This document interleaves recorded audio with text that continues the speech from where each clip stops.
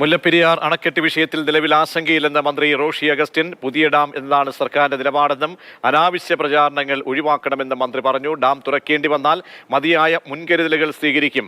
പ്രത്യേക സംഘത്തെ നിയോഗിച്ചിട്ടുണ്ട്. ജില്ലാ കളക്ടറുടെ നേതൃത്വത്തിൽ കാര്യങ്ങൾ വിശകലനം ചെയ്യുമെന്നും റോഷി അഗസ്റ്റിൻ പറഞ്ഞു. അദ്ദേഹത്തിന്റെ വാക്കുകളിലേക്ക്. ഇന്ന് മുല്ലപ്പെരിയാറിന്റെ ജലനിരപ്പ് 130. കഴിഞ്ഞ 28-ാം തീയതി ശക്തമായ മഴയുണ്ടായപ്പോൾ അത് 131.6 വരെ വന്നിരുന്നു. അപ്പോൾ മുല്ലപ്പെരിയാർ ജലനിരപ്പ് കുറഞ്ഞു വരുന്ന സ്ഥിതിയാണ് ഇപ്പോൾ നിലവിൽ ഉള്ളത്. ഇന്ന് 2367 ഇന്ന് മുല്ലപ്പെരിയാർ നമ്മുടെ ഇടുക്കി ഡാമിൻ്റെ ജലനിരപ്പുള്ളത്. അപ്പോൾ അത് വെച്ച് നോക്കുമ്പോൾ ഇന്നത്തെ ഇടുക്കി ഡാമിൻ്റെ റൂൾ കർവ് പ്രകാരം നോക്കുകയാണെങ്കിൽ 2386.8 വരെ പോകും. ഏതാണ്ട് 20 അടിയുടെ വ്യത്യാസം റൂൾ കർവ് പൊസിഷനിലേക്ക് വരാനായിട്ടുണ്ട്. 2403 മാക്സിമം കപ്പാസിറ്റി. അപ്പോൾ അത്തരത്തിലുള്ള ആശങ്കകളൊന്നും ഡാമിനെ സംബന്ധിച്ചിടത്തോളവും ഇതിനെ സംബന്ധിച്ചിടത്തോളം നിലനിൽക്കുന്നില്ല. ഇത് നേരത്തെ മന്ത്രി നടത്തിയ പ്രതികരണവുമായി ബന്ധപ്പെട്ട കാര്യങ്ങളാണ്. മുല്ലപ്പെരിയാർ ഡാമുമായി ബന്ധപ്പെട്ട് അദ്ദേഹം അന്ന് പറഞ്ഞതാണ്. ഈ വിഷയത്തിൽ നമ്മോട് പ്രതികരിക്കാൻ ഡീൻ കുര്യാക്കോസ് എംപിയും ഒപ്പം കെ കറുപ്പാൻകുട്ടിയും ഡാം വിദഗ്ധനാണ് അദ്ദേഹം. തത്സമയം നമ്മോടൊപ്പം ചേരുകയാണ്.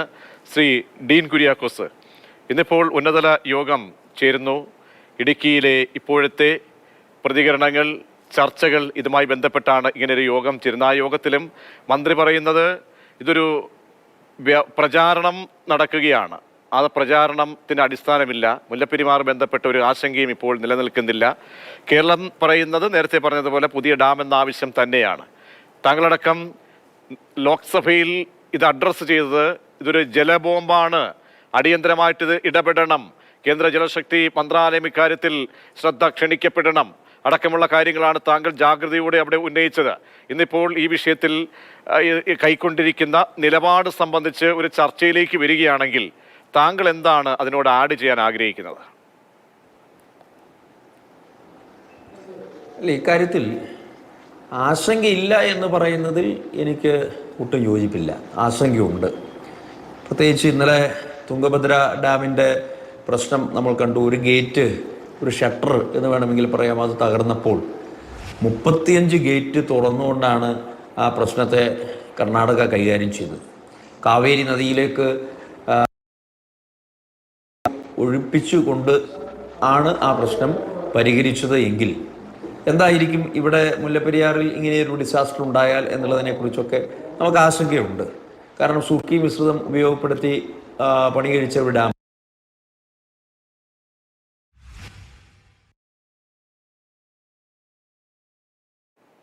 ഭയാശങ്കകൾ ഒഴിവാക്കുന്നതിന് വേണ്ടിയിട്ടാണ് നമ്മൾ ഡിസാസ്റ്റർ മാനേജ്മെൻറ്റിനെ കുറിച്ച് ചർച്ച ചെയ്യുന്നത്. അപ്പോൾ ആ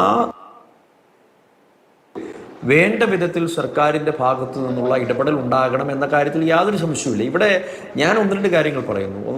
അതായത് തമിഴ്നാടുമായി നമ്മൾ യാതൊരു കൺഫ്രണ്ടേഷന് പോകേണ്ട കാര്യമില്ല. അവരുമായിട്ടൊരു അടിപിടിക്ക് പോകേണ്ട, അല്ലെങ്കിൽ അവരെ ശത്രുപക്ഷത്ത് നിർത്തിക്കൊണ്ട് നമ്മൾ യാതൊരു തരത്തിലുമുള്ള കാര്യത്തിന് പോകേണ്ടതില്ല. അവരെ സഹോദരരായി കണ്ടുകൊണ്ട് അവരെ രമ്യതയിലാക്കിക്കൊണ്ടാണ് നമുക്ക് കാര്യത്തിൽ സർക്കാരിനോട് ഞാൻ യോജിക്കുന്നു. പക്ഷേ അതിനപ്പുറത്ത് മന്ത്രി പറയുന്ന പല കാര്യങ്ങളും ഒരുപക്ഷെ നമുക്ക് അത്ര കണ്ട് യോജിക്കാൻ പറ്റുന്ന ഒരു തരത്തിലല്ല. ഇവിടെ ഇപ്പോൾ പറഞ്ഞു പോയി കഴിഞ്ഞാൽ എവിടെയൊക്കെയാണ്? കാരണം ഈ സംസ്ഥാന സർക്കാർ ഈ കാര്യത്തിൽ കുറച്ചുകൂടി കാര്യക്ഷമമായി ഇടപെടണം എന്ന് താങ്കളടക്കം കഴിഞ്ഞ ചർച്ചയിൽ നമ്മളിത് ഗൗരവത്തോടു കൂടിയാണ് ഓരോ ദിവസവും നമ്മൾ ഈ വിഷയം ചർച്ച ചെയ്യുന്നത്. കാരണം അനാവശ്യമായിട്ടുള്ള ഒരു പ്രചരണത്തിലേക്ക് പോകേണ്ടതില്ല. പക്ഷേ എന്നാൽ തീരെ ഇത് സുരക്ഷിതമാണ്, അതിന് സുരക്ഷാ പ്രശ്നങ്ങൾ തീരെ ഇല്ല എന്ന് ഒരു വിദഗ്ധരും പറയുന്നില്ല, ആരും പറയുന്നില്ല. അക്കാര്യം വരുമ്പോൾ എന്നാ അത് സംബന്ധിച്ച് ഇപ്പോൾ ഏതോ ഒരു വലിയ രീതിയിലേക്ക് ഇത് പൊട്ടാൻ പോകുന്നു എന്നോ നാളെയോ എന്ന തരത്തിലും ചർച്ച കൊണ്ടുപോകുന്നതും ശരിയല്ല. അപ്പോൾ ഈ സംസ്ഥാന സർക്കാർ ഇതിനകത്തൊരു കാര്യക്ഷമമായ രീതിയിൽ കൈകാര്യം ചെയ്യുന്നില്ല, കൈകാര്യക്കുറവുണ്ട്. അന്ന് താങ്കൾ നമ്മൾ ചർച്ചയ്ക്കെടുത്തപ്പോൾ അന്ന് ദുരന്തമുഖത്തു നിന്നുള്ള ചർച്ചയാണ്. ഇതിപ്പോൾ ദിവസങ്ങൾ കഴിഞ്ഞ് കുറച്ചുകൂടി താങ്കൾക്ക് പരാമർശിച്ച് ആഴത്തിൽ പോകാം. അതായത് നമ്മൾ ഈ കാര്യത്തിൽ സർക്കാർ ചെയ്യേണ്ടതായിട്ടുള്ള ഇപ്പോൾ ഇതിനിടയിൽ തന്നെ നമ്മുടെ മന്ത്രിയുടെ ഭാഗത്തു നിന്ന് വന്ന 2 സ്റ്റേറ്റ്മെൻറ്റ് പാളിപ്പോയി. അതായത് ഒന്ന്, ഇപ്പോൾ മുല്ലപ്പെരിയാറിന് എന്തെങ്കിലും സംഭവിച്ചാൽ ഇടുക്കി ഡാം താങ്ങിക്കൊള്ളും എന്ന് അദ്ദേഹം പരാമർശം നടത്തിയിട്ടുണ്ടായി. ഒരിക്കലും ഒരു ജലവകുപ്പ് മന്ത്രി അങ്ങനെ പറയാൻ പാടില്ലാത്ത കാര്യമായിരുന്നു. 2, ഭൂകമ്പം ഉണ്ടായാൽ ഏത് ഡാമാണ് നിലനിൽക്കുക എന്നുള്ള ചോദ്യം. അപ്പോൾ അതൊക്കെ ഒരിക്കലും ഒരു ഉത്തരവാദിത്തപ്പെട്ട ഒരു മന്ത്രിയുടെ ഭാഗത്ത് നിന്ന് ഉണ്ടാകാൻ പാടില്ലാത്ത പ്രസ്താവനയാണ്. കേരള സർക്കാരിൻ്റെ അഭിപ്രായം അതുതന്നെയാണോ എന്നറിയാൻ താല്പര്യമുണ്ട്. കാരണം ആ കാര്യത്തിൽ മന്ത്രി ഏകപക്ഷീയമായി പറഞ്ഞ ഒരു സ്റ്റേറ്റ്മെന്റ് ആണെങ്കിൽ അത് ഒരിക്കലും നമുക്ക് അതൊന്ന് ആളുകളെ കേൾപ്പിക്കട്ടെ. കാരണം മന്ത്രി നമ്മോട് പറഞ്ഞതാണ്, മാതൃഭൂമി ന്യൂസിനോട് താങ്കൾ ഇപ്പോൾ പരാമർശിക്കുന്ന മാതൃഭൂമി ന്യൂസിനോട് പറഞ്ഞ ആ ഒരു വാചകങ്ങളാണ്. അതുകൂടി ഒന്ന് കേൾപ്പിക്കാം. ഇടുക്കി എം പി പറയുന്നത് ഇത് ജലബോംബാണ്, അതായത് ആളുകളുടെ ഒരു ആശങ്കയാണ് ഈ പറയുന്നത്. അപ്പോൾ അടിയന്തരമായി ഈ വിഷയം വീണ്ടും സുപ്രീം കോടതി, ഇപ്പോൾ നമുക്കിപ്പോൾ സെപ്റ്റംബറിലാണ്, ഈ ഓഗസ്റ്റ് മാസം എന്ന് പറയുന്നത് വലിയ തോതിൽ പ്രളയവും മഴയും എല്ലാം ഉണ്ടാകുന്ന ഒരു കാലഘട്ടമാണ്. ഇപ്പോൾ മുല്ലപ്പെരിയാർ ഒരു ഭൂകമ്പമോ ഒരു ഉരുൾപൊട്ടലിനോ ഒക്കെ അതിജീവിക്കാനുള്ള ശേഷിയുള്ളത് തന്നെയാണ്. ഞാൻ ചോദിക്കട്ടെ, കേരളത്തിൽ അത്തരത്തിലുള്ള ഭൂകമ്പങ്ങളെ അതിജീവിക്കാൻ പറ്റിയ കൺസ്ട്രക്ഷൻസ് ഏതാ ഉള്ളത്? നമ്മൾ ഇടുക്കി പറയുന്നുണ്ട്. മുല്ലപ്പെരിയാർ മാത്രമല്ല, ഇടുക്കി മാത്രം എത്രയോ ഡാമുകൾ കേരളത്തിൽ. ഇത്ര ആശങ്കകളുടെ മുമ്പിൽ വയനാട്ടിൽ ഇങ്ങനെ ഒരു ദുരന്തം ഉണ്ടാകുമെന്ന് ഒരു 15 ദിവസം മുമ്പെങ്കിലും അറിയാൻ കഴിഞ്ഞെങ്കിൽ എന്തെല്ലാം കാര്യം ചെയ്യാൻ പറ്റിയേനെ? ഇത്തരം കാര്യങ്ങളെ ആശങ്ക വരുത്തേണ്ട കാര്യമില്ല. അത് മുല്ലപ്പെരിയാറിലെ വെള്ളം തുറന്നു വിട്ടാൽ ഇടുക്കി ഡാമിലേക്ക് വന്നു ചേരും, ഒരു അപകടം ഉണ്ടാകേണ്ട കാര്യമില്ല. ശ്രീ ഡീൻ, ഇതാണ് മന്ത്രി എന്ന് പറഞ്ഞത്. അതിലൊരു നിസ്സാരവൽക്കരണത്തിന്റെ ഒരു അംശം കലർന്നിട്ടുണ്ടോ? അല്ല, ഇത്തരം കാര്യങ്ങളോടാണ് നമുക്ക് വിയോജിപ്പുള്ളത്. കാരണം കേരളം എടുത്തിട്ടുള്ള ഒരു സുചിന്തിതമായ തീരുമാനമാണ്. കേരള നിയമസഭയുടെ പ്രമേയം ഉൾപ്പെടെ ഉണ്ട്, നയപരമായ തീരുമാനമുണ്ട്. നമ്മൾ കേസ് ഫൈറ്റ് ചെയ്ത് സുപ്രീം കോടതിയിൽ നിൽക്കുന്ന ഒരു വിഷയമാണ്. ആ വിഷയത്തിൽ ഈ രണ്ട് വാദഗതി ഒരിക്കലും അത് ഭൂഷണമല്ല. പ്രത്യേകിച്ചും ഉത്തരവാദിത്തപ്പെട്ട ഒരു മന്ത്രിയുടെ ഭാഗത്തു നിന്ന് ഉണ്ടാകാൻ പാടില്ലാത്തതായിരുന്നു. അതിനെ സംബന്ധിച്ച് അദ്ദേഹം വിശദീകരിക്കണമെന്നാണ് എനിക്ക് പറയാനുള്ളത്. കാരണം ഒരു കാരണവശാലും മുല്ലപ്പെരിയാറിന് എന്തെങ്കിലും സംഭവിച്ചാൽ ഇടുക്കി ഡാം താങ്ങിക്കൊള്ളും എന്ന് പറയുന്നത് അത് തമിഴ്നാട് സുപ്രീം കോടതിയിൽ പറയുന്ന വാദമാണ്. എന്ന് പറഞ്ഞതുപോലെ ഭൂകമ്പം ഉണ്ടായാൽ എല്ലാ ഡാമുകളും തകരും, ആരുടെയും കയ്യിലല്ല ഭൂകമ്പം എന്ന് പറയുന്ന ആ കാര്യവും തമിഴ്നാട് ഇതിന് ഉപോത്ബലകമായി അല്ലെങ്കിൽ നമ്മളെ കണ്ണിക്കാൻ വേണ്ടി സുപ്രീം കോടതിയിൽ ഉപയോഗിച്ചുകൊണ്ടിരിക്കുന്ന വാദഗതികളാണ്. അതൊരു കാരണവശാലും നമുക്ക് അംഗീകരിക്കാൻ പറ്റുന്ന കാര്യമല്ല. അതിനപ്പുറത്ത് പോസിറ്റീവായി ഈ പ്രശ്നം പരിഹരിക്കാൻ വേണ്ടി പ്രതിപക്ഷത്തിന്റെ ഭാഗത്തു നിന്നുള്ള പരിപൂർണമായ സഹകരണം എല്ലാ കാര്യത്തിലും ഉണ്ട്. നമ്മളിതൊരു ഒച്ചപ്പാടിനും ബഹളത്തിനും ഒന്നുമില്ലല്ലോ. നമ്മൾ ഈ പറയുന്ന കാര്യങ്ങൾ വീഴ്ചകൾ ചൂണ്ടിക്കാണിക്കുന്നു, അല്ലെങ്കിൽ സർക്കാരുകൾ ഇടപെടേണ്ട സമയത്ത് ഇടപെടുന്നില്ല എന്ന് പറയുന്നു. അതിനെ രാഷ്ട്രീയമായി കാണേണ്ടതായിട്ടില്ല. ഇപ്പം ഞാൻ 2-3 കാര്യങ്ങൾ ഞാൻ പറഞ്ഞു, ഇന്നത്തെ യോഗത്തിലും ഞാൻ പറഞ്ഞിട്ടുണ്ട്. ഇപ്പോൾ നാഷണൽ ഡാം സേഫ്റ്റി ആക്ട് യാഥാർത്ഥ്യമായതിനു ശേഷം കേന്ദ്ര സർക്കാർ വേണ്ട വിധത്തിൽ ഇതിനെ പരിഗണിച്ചിട്ടില്ല. എന്തുകൊണ്ടെന്നാൽ നാഷണൽ ഡാം സേഫ്റ്റി അതോറിറ്റി അത് രൂപീകരിച്ചിട്ടില്ല ഫുൾ ഫ്ലെഡ്ജഡായി എന്നുള്ള ആ ഒരു ആക്ഷേപം ഞാൻ മുന്നോട്ട് വെച്ചതാണ്. അത് രൂപീകരിച്ചെങ്കിൽ 2 സംസ്ഥാനങ്ങളും തമ്മിലുള്ള ഒരു പ്രശ്നം ആ ഒരു നാഷണൽ ഡാം സേഫ്റ്റി അതോറിറ്റിയുടെ ഭാഗമായി വരും. അവരുടെ മുഖ്യമായ ഒരു റോളിലേക്ക് അത് വരും. സൂപ്പർവൈസറി കമ്മിറ്റിയുടെ ഉത്തരവാദിത്തങ്ങൾ national dam safety authority take over ചെയ്യണം എന്നുള്ളത് 2022 സുപ്രീം കോടതി ജഡ്ജ്മെന്റാണ്. അപ്പോൾ ആ ഒരു തരത്തിലേക്ക് കേന്ദ്ര സർക്കാരിന്റെ ശ്രദ്ധ ക്ഷണിക്കുകയാണ് ഞാൻ ചെയ്തത്. അപ്പോൾ കേരള ഗവൺമെന്റും അതിന് പിന്തുണ തരണം. ഇതൊരു പരസ്പര പൂരകമായി മുന്നോട്ട് പോകണം. എംപിമാർ എന്നുള്ള നിലയിൽ ഞങ്ങൾ ഈ കാര്യത്തിൽ കേന്ദ്ര സർക്കാരിനെ പരമാവധി സമ്മർദ്ദത്തിലാഴ്ത്തിക്കൊണ്ട് കേരളത്തിന്റെ ഒരു വലിയതായ പ്രശ്നം ഒരുപക്ഷെ ലോക സമൂഹം ഒരിക്കലും ദർശിക്കാൻ ഇടയില്ലാത്ത തരത്തിലുള്ള ഒരു വലിയ പ്രത്യാഘാതമായിരിക്കും മുല്ലപ്പെരിയാർ തകർന്നാൽ ഉണ്ടാവുക എന്നുള്ള ആ ഒരു ആശങ്ക വെച്ചുകൊണ്ട് കേന്ദ്രം ഇക്കാര്യത്തിൽ ഇടപെടണം എന്ന് നമ്മൾ ആവശ്യപ്പെട്ടുകൊണ്ടിരിക്കുകയാണ്. അപ്പോൾ കേരളം ഞങ്ങൾക്ക് പിന്തുണ തരണം. അപ്പോൾ കേരള ഗവൺമെൻറ് ഈ കാര്യത്തിൽ അതിനെ വിമർശിക്കുകയല്ല വേണ്ടത്. നമ്മൾ പറയുന്ന കാര്യങ്ങൾ, അതിൻ്റെ പോസിറ്റീവായിട്ടുള്ള കാര്യങ്ങളെ ഉൾക്കൊണ്ടുകൊണ്ട് അതിന് ഒരു പരിഹാരം ഉണ്ടാക്കിയെടുക്കാൻ വേണ്ടിയിട്ടുള്ള നടപടികളിലേക്ക് സംസ്ഥാന ഗവൺമെൻറ് കടക്കുകയാണ് വേണ്ടത്. ഇപ്പം ഈ കാര്യങ്ങളെല്ലാം നമുക്ക് അനുകൂലമായി സുപ്രീം കോടതിയിൽ നിന്നും വന്നിട്ടുള്ള കാര്യങ്ങൾ കേരളത്തിന് പ്രയോജനകരമാകുന്ന വിധത്തിലേക്ക് സംസ്ഥാന ഗവൺമെന്റിന്റെ ഒരു ഇടപെടൽ ഉണ്ടായി. ഇനി ഔട്ട് ഓഫ് കോർട്ട് സെറ്റിൽമെന്റ് എന്നുള്ളത് മന്ത്രി സ്ഥിരമായി പറയുന്ന ഒരു കാര്യമാണ്. പക്ഷേ നമ്മുടെ മുഖ്യമന്ത്രി എന്താണ് കഴിഞ്ഞ കുറേ നാളുകളായി ഈ തമിഴ്നാട് മുഖ്യമന്ത്രിയുമായി ചർച്ച നടത്തുമെന്ന് പറഞ്ഞിട്ട് ഇതുവരെയും ചർച്ച നടത്തിയിട്ടില്ല. അപ്പൊ അങ്ങനെയൊക്കെയുള്ള കാര്യങ്ങൾ നമ്മൾ ചൂണ്ടിക്കാണിക്കും. അത് പ്രതിപക്ഷത്തിന്റെ ഉത്തരവാദിത്വമാണ്. തീർച്ചയായും സർക്കാർ കുറെ കൂടി തീർച്ചയായും അതാണ് ഡീൻ. ഞാൻ അങ്ങേലേക്ക് വരാം. കാരണം ഒരുപാട് ആളുകളുടെ ഒരു പ്രശ്നമായി അവിടുത്തെ ഒരു MP എന്ന നിലയിലാണ് താങ്കൾ ഈ വിഷയത്തെ അഡ്രസ് ചെയ്തുകൊണ്ടിരിക്കുന്നത്. അതാണ് താങ്കൾ അത് ലോക്സഭയിൽ പോലും ഇത് ശ്രദ്ധ ക്ഷണിക്കാൻ കാരണവും അതാണ്. അത് അംഗീകരിച്ചുകൊണ്ട് ശ്രീ KK കറുപ്പാൻകുട്ടി, നമ്മൾ ലളിതമായി തന്നെ ചോദിക്കുകയാണ്, സാങ്കേതികത്വത്തിലേക്ക് പോകും മുൻപ് അവിടുത്തെയുള്ള ആളുകൾക്ക് സുരക്ഷാ ഭീഷണി ഇന്നത്തെ സാഹചര്യത്തിൽ ഉണ്ടോ? അവിടുത്തെ ആളുകൾക്ക് ഒരു ആശങ്കപ്പെടേണ്ട, ഒരു സമാധാനത്തോടുകൂടി ഉറങ്ങാൻ കഴിയാത്ത ഒരു സാഹചര്യം ഉണ്ടോ ഇന്ന്?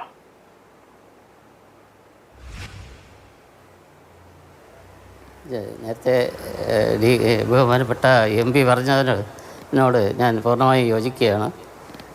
ഇവിടുത്തെ കേരളത്തിലെ ജനത്തിൻ്റെ സുരക്ഷ നമുക്ക് അതീവ ഗൗരവത്തോടെ കാണേണ്ട കാര്യമാണ്. പക്ഷേ ഡാമിൽ നിന്ന് വരുന്ന വെള്ളം കൺട്രോൾഡ് റേറ്റിൽ ഗേറ്റുകൾ വഴിയാണ് വരുന്നതെങ്കിൽ ഇടുക്കി ഡാം അത് കണ്ടെയ്ൻ ചെയ്യും. പക്ഷേ ഈ ഡാം ഡിസ്ട്രസ്ഡായി തകരുന്ന ഒരു സാഹചര്യം വരാതെ ഇരുന്നാൽ മതി. അതിന് പല കാരണങ്ങളുണ്ട്. ഈ 13 ഗേറ്റുകൾ വഴി വെള്ളം എത്ര വന്നാലും ഇടുക്കി ഡാമിൽ കൺട്രോൾ ചെയ്യുന്ന വിധത്തിലാണ് അതിൻ്റെ വാട്ടർ ലെവലുകൾ ഇടുക്കി ഡാമിൽ വെച്ചിരിക്കുന്നത്. സ്ട്രക്ചറലി ഇടുക്കി ഡാം കോംപ്ലക്സിലുള്ള 3 ഡാമുകളും സേഫാണ്. അതുപോലെ മുല്ലപ്പെരിയാർ ഡാമും 144 അടി വരെ, അതായത് നമ്മുടെ ഒരു പുതിയ ഡാം പണിയുന്നത് വരെയും ഒരു 7-8 കൊല്ലം എടുക്കുകയാണെങ്കിൽ തന്നെയും ഇപ്പോൾ ഈ സുപ്രീം കോടതി പറഞ്ഞ ലെവലിൽ വെള്ളം നിർത്താൻ സാധിച്ചാൽ അതിന് ഒരു ഡിസ്ട്രസും സംഭവിക്കില്ല. അതുകൊണ്ട് ആശങ്ക അനാവശ്യമായിട്ട് വരുത്തേണ്ട കാര്യമില്ല. പക്ഷേ ഡിസ്ട്രസ്ഡ് ഡാമിൻ്റെ ലിസ്റ്റിൽ വരുന്ന ഒരു ഡാമായതുകൊണ്ട് നാഷണൽ ഡാം സേഫ്റ്റി അതോറിറ്റി അത് കാര്യമായി പരിഗണിക്കേണ്ടതാണ്. കേരളത്തിലെ ജലത്തിൻ്റെ സുരക്ഷ നമ്മൾ ആദ്യമായി കാണേണ്ടതാണ്. ഇപ്പോൾ അതിന് ശ്രീ കറുപ്പാൻകുട്ടി, കാരണം നമുക്കിപ്പോൾ 2006 2014 വിധികൾ, സുപ്രീം കോടതി വിധികൾ ഉണ്ട്. അതിനപ്പുറത്തേക്ക് നമ്മൾ ഈ ഉറ്റുനോക്കുന്നത് നാഷണൽ ഡാം സേഫ്റ്റി അതോറിറ്റിയുടെ നിലപാടാണ്. അതിലേക്കുള്ള നമുക്ക് അനുകൂലമായ ഒരു ഘടകങ്ങളിലേക്ക് വരുമ്പോൾ പലപ്പോഴായും ഇത് ചർച്ചയ്ക്ക് പോലും എടുക്കുമ്പോഴും ഉന്നതാധികാര സമിതിയുമായിട്ട് ബന്ധപ്പെട്ടൊക്കെയുള്ള ആളുകൾ എത്തുമ്പോഴും അവിടെ തമിഴ്നാട് സ്വീകരിച്ചുള്ള നിലപാടുകൾ അവർ ഇക്കാര്യത്തിൽ ഡൈല്യൂട്ട് ചെയ്തുകൊണ്ടേയിരുന്നു. അതാണ് ഇക്കാര്യത്തിൽ ഏറ്റവും പ്രതിസന്ധി സൃഷ്ടിക്കപ്പെട്ടത്. അപ്പോൾ ഇനി നാഷണൽ ഡാം സേഫ്റ്റി അതോറിറ്റിക്ക് മുന്നിലേക്ക് ഈ വിഷയം ഒന്ന് അടിയന്തര പ്രാധാന്യത്തോടെ എത്തിച്ചാൽ, അല്ലെങ്കിൽ കൈകാര്യം ചെയ്യപ്പെട്ട് കഴിഞ്ഞാൽ ഉണ്ടാകുന്ന ഒരു പോസിറ്റീവ് സൈൻ എന്താണ് താങ്കൾ കരുതുന്നത്?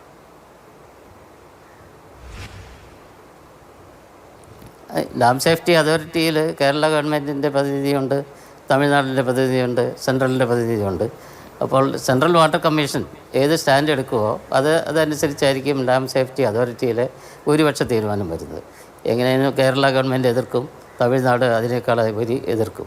പക്ഷേ ന്യൂട്രലായിട്ട് നിൽക്കുന്ന സെൻട്രൽ ഗവൺമെൻറ്റിൻ്റെ ടെക്നിക്കലായിട്ടുള്ള വിദഗ്ധരായിട്ടുള്ള ചെയർമാൻ ആണ് ഈ നാഷണൽ ഡാം സേഫ്റ്റി അതോറിറ്റിയിലെ ചെയർമാൻ. അദ്ദേഹത്തിൻ്റെ നിലപാടായിരിക്കും അതിൽ നിർണായകമായ ഒരു പങ്ക് വഹിക്കുന്നത്. അതുകൊണ്ട് ഡാം സേഫ്റ്റി അതോറിറ്റിയുടെ മുമ്പിൽ കേരളത്തിൻ്റെ പ്രശ്നങ്ങൾ വേണ്ട വിധത്തിൽ പ്രസൻറ്റ് ചെയ്യണം. അതിനെ തമിഴ്നാട് എതിർക്കും എന്ന് നമ്മൾ പ്രതീക്ഷിക്കുകയും വേണം. പക്ഷേ ഈ ഡാം 126 കൊല്ലത്തോളം പഴക്കമുള്ളതായതുകൊണ്ട് അവിടെയാണ് ശ്രീ കറുപ്പാൻകുട്ടി ചോദിച്ചുകൊണ്ടേ, കാരണം കേവലം 70 വർഷത്തോളം മാത്രം പഴക്കമുള്ള തുംഗഭദ്ര നമ്മുടെ മുന്നിൽ കഴിഞ്ഞ ദിവസമാണ് ഒരു അലർട്ടായി മാറുന്നത്. അതൊരു മുല്ലപ്പെരിയാറിന് മുന്നിൽ അതൊരു ഓർമ്മപ്പെടുത്തലായി ഏതെങ്കിലും അർത്ഥത്തിൽ മാറുന്നുണ്ടോ?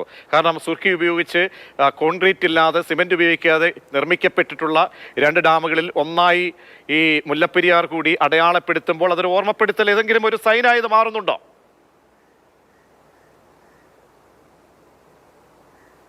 അത് നമ്മൾ ശ്രദ്ധിക്കേണ്ടതാണ്. അവിടുത്തെ ഷട്ടർ ഫെയിലിയർ അത് അൺഫോർച്ചുനേറ്റാണ്. അതുപോലെ തന്നെ നമ്മളിപ്പോൾ സുപ്രീം കോടതി പറഞ്ഞ ലെവലിൽ നിർത്തുന്നതിനുള്ള ഷട്ടറുകൾ ഇവിടെ നമുക്കിപ്പോൾ ഇല്ല. അതിനേക്കാൾ ഉപരി 155 അടി ലെവൽ വരെ വെള്ളം പൊങ്ങാവുന്ന വിധത്തിലുള്ള ഷട്ടറാണ് ഇപ്പോൾ അവിടെ ഇരിക്കുന്നത്.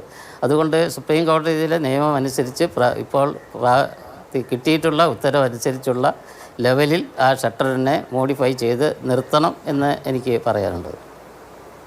തീർച്ചയായും അവിടുത്തെ 16 അടിയുടെ ഷട്ടറുകളാണ് ഉള്ളത്. അപ്പോൾ 10 അടി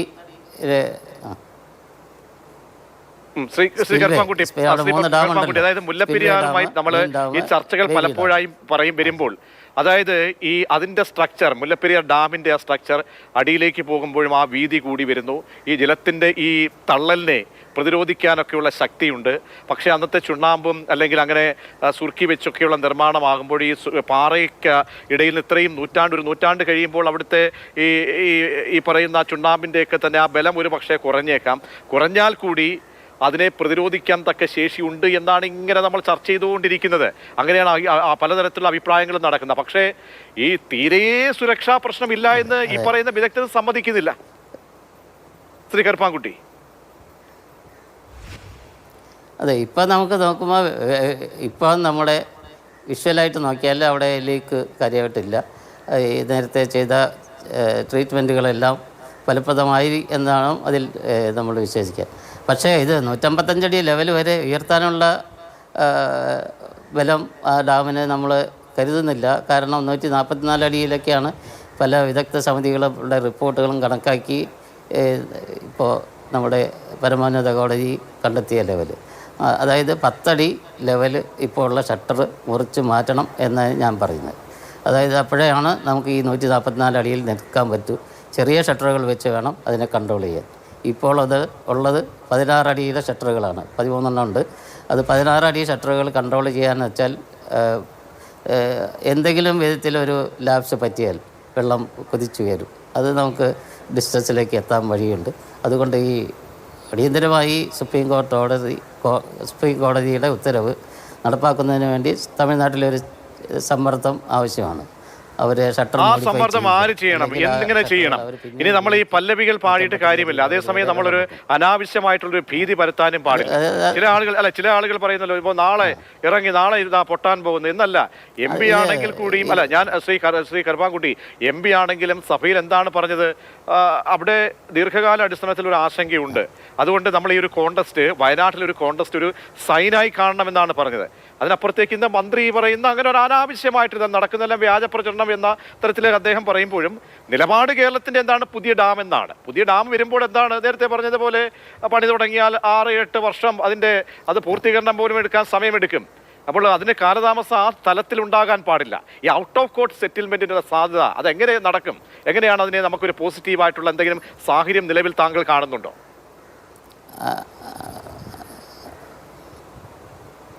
അത് കാണുന്നുണ്ട്. കാരണം തമിഴ്നാടും കേരളയും കൂടി ആലോചിച്ച് ഒരു വാട്ടർ ലെവൽ ഇപ്പോൾ പറഞ്ഞ ലെവലിൽ ഫിക്സ് ചെയ്യുകയാണെങ്കിൽ ഷട്ടർ മോഡിഫൈ ചെയ്യണം എന്നത് ഒരു കാര്യം. രണ്ടാമത്തത്, പുതിയ ഡാമിനുള്ള പെർമിഷൻ സെൻട്രൽ ഗവൺമെൻറ് വാങ്ങിക്കുന്നതിന് വേണ്ടി, സെൻട്രൽ ഗവൺമെൻറ്റിൽ നിന്ന് കിട്ടുന്നതിന് വേണ്ടി തമിഴ്നാട് കൂടി അതിൽ കൂടെ പരിശ്രമിക്കണം.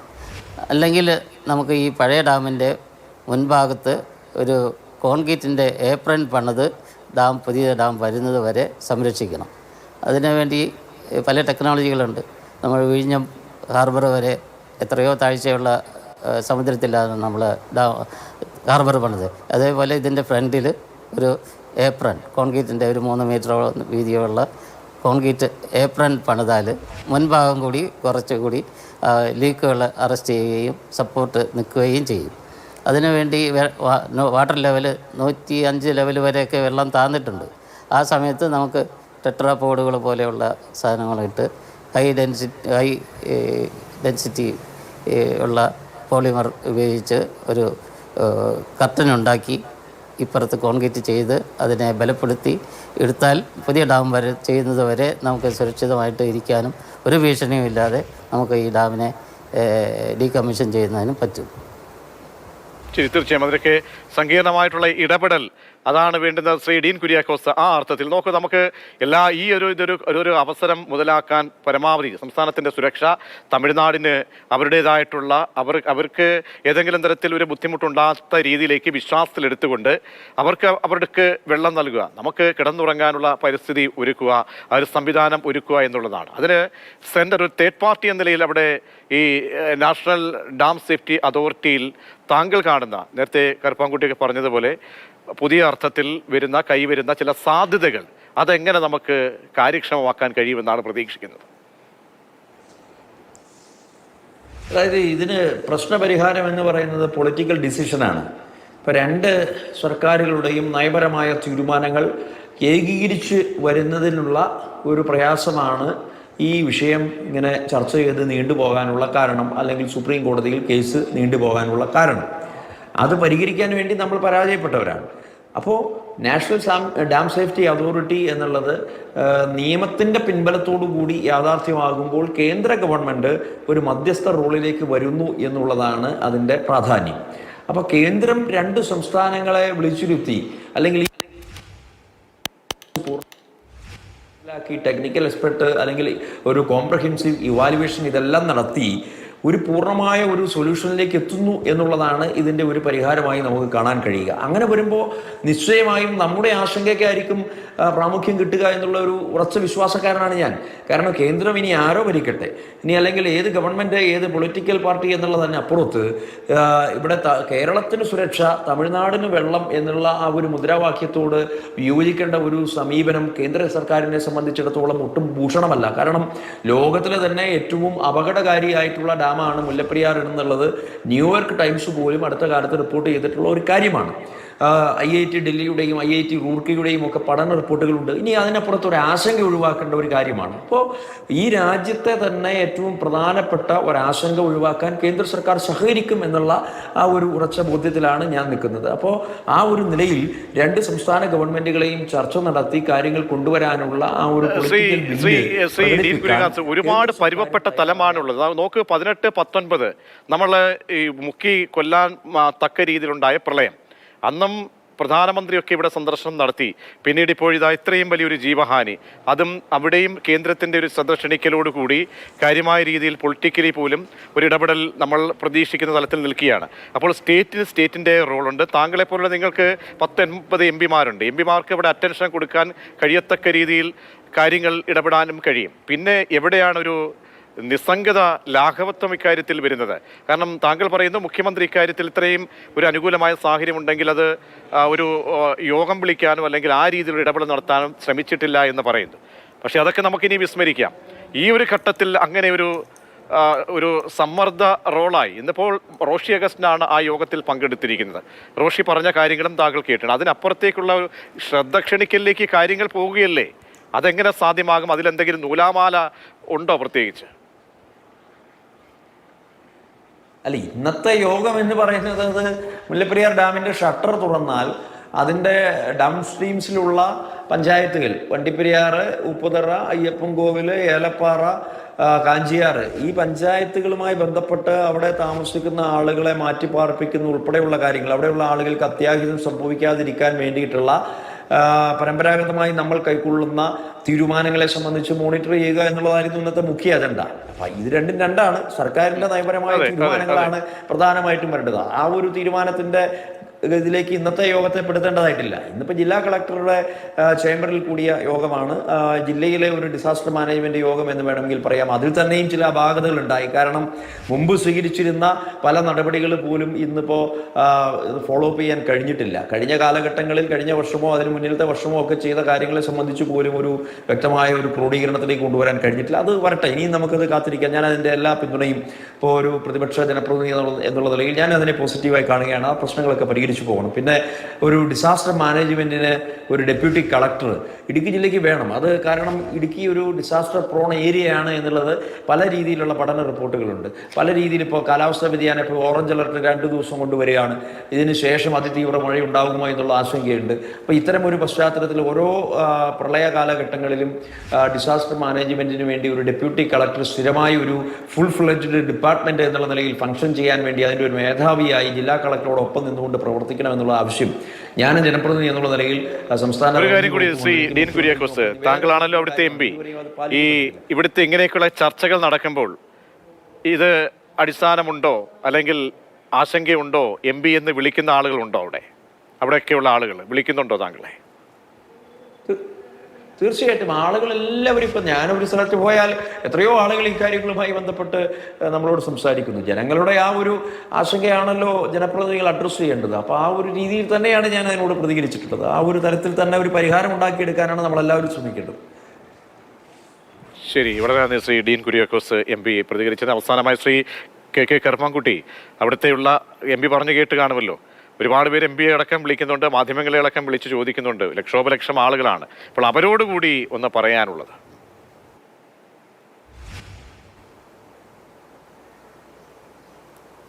ഇപ്പം തൽക്കാലത്തേക്ക് ഒരു ഭീഷണി ഉണ്ടാവാൻ എന്ന് ആരും പ്രതീക്ഷിക്കേണ്ട എന്നാണ് ഞാൻ പറയും. കാരണം ഒരു അതിതീവ്രത ഉള്ള മഴ അവിടെ പെയ്യുകയാണെങ്കിൽ പോലും ഷട്ടർ വഴി വെള്ളം തുറന്നു വിട്ടാൽ അത് ഇടുക്കി ഡാമിൻ്റെ റിസർവോയറിൽ കണ്ടെയ്ൻ ചെയ്യും. അതിനനുസരിച്ചുള്ള റൂൾ കർവുകളാണ് നമ്മളിപ്പോൾ ഫോളോ ചെയ്തുകൊണ്ടിരിക്കുന്നത്.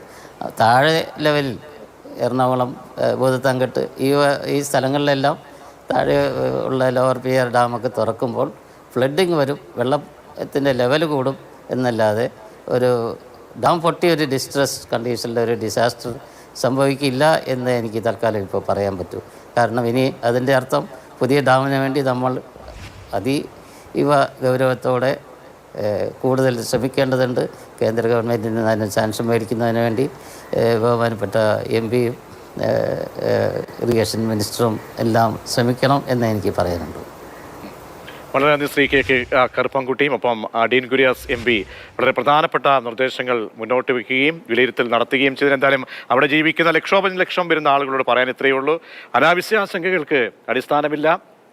ഒപ്പം നമ്മൾ കേരളത്തിൻ്റെ പുതിയ ഡാം എന്ന ആവശ്യം അതിനുവേണ്ടിയുള്ള ഇടപെടലുകൾ നടത്തുകയും വേണം. ഒപ്പം തമിഴ്നാടിനെ കൂടി കൺസെൻസസിലെടുത്തുകൊണ്ട് അവർക്ക് വെള്ളം പകരം എന്ന നിലയിലുള്ള ഇടപെടലുകളൊക്കെ നടത്തി മുന്നോട്ട് പോകണം. അല്ലാതെ ഒരു പാനിക് ആകേണ്ട സിറ്റുവേഷൻ ഇല്ല എന്നാണ് മനസ്സിലാക്കേണ്ടത്.